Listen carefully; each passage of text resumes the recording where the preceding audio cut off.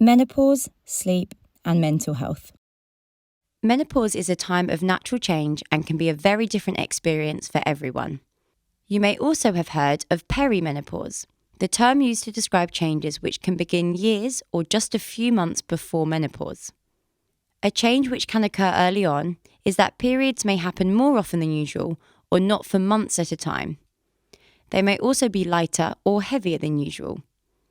And while we may hear these changes described as symptoms by health professionals, we should be careful that this doesn't lead us into thinking about menopause as a disease or an illness. Some of the changes that occur during the menopause, like hot flushes, can affect sleep and mental health. During menopause, hot flushes are experienced by about 75 to 85% of people.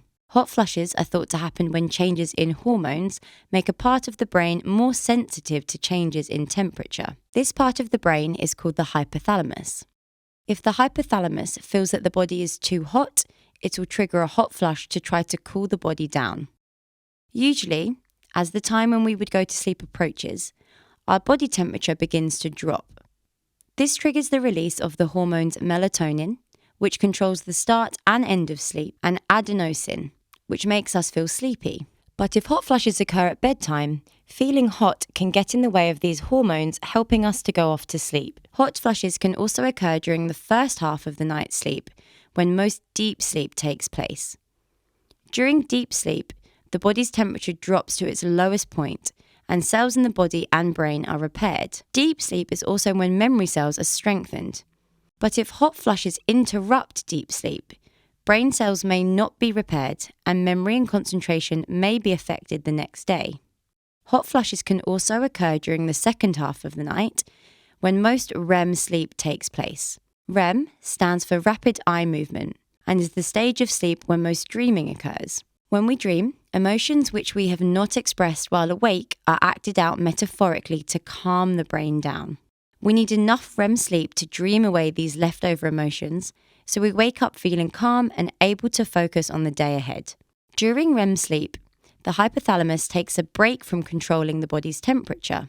This allows heat to travel in the blood from the brain to the body, to stop the brain from getting too hot. But if the hypothalamus feels a sudden change in temperature, it can take back control and trigger a hot flush to try and cool down. Because hot flushes usually happen around the neck and chest area, this can stop heat leaving the brain. This might contribute to brain fog and difficulty concentrating the next day. Hot flushes can also wake us up, causing insomnia. Insomnia can stop REM sleep from acting out emotions to calm the brain down. Emotions are then carried over to the next day, including any stresses, worries, or anxious feelings. So, what can you do to support yourself or someone else whose sleep and mental health are affected by menopause? Taking a warm shower or a bath a couple of hours before you plan to get into bed can improve your sleep. This is because it helps the body to begin to cool down, letting it know it's ready to sleep. This may reduce the likelihood of experiencing a hot flush before bedtime. Also, try to keep the bedroom cool, ideally around 17 to 18 degrees, but you may prefer it cooler than that. Learning breathing techniques which help us to relax, or imagining ourselves in a cool, relaxing place can help us to drift off into sleep again. You may also benefit from naps during the day to catch up on lost sleep. A natural cycle that gives us the most benefit lasts around 90 minutes. So ideally, we want to set aside a couple of hours for a nap. If you're an employer with colleagues whose sleep may be affected by hot flushes, consider what steps you can take to support them. Colleagues may find it difficult to concentrate the day after a poor night's sleep. They may feel less able to meet work demands, which can be detrimental to their self-esteem. Can you consider flexible working arrangements? These may allow them to catch up on the sleep lost to hot flushes.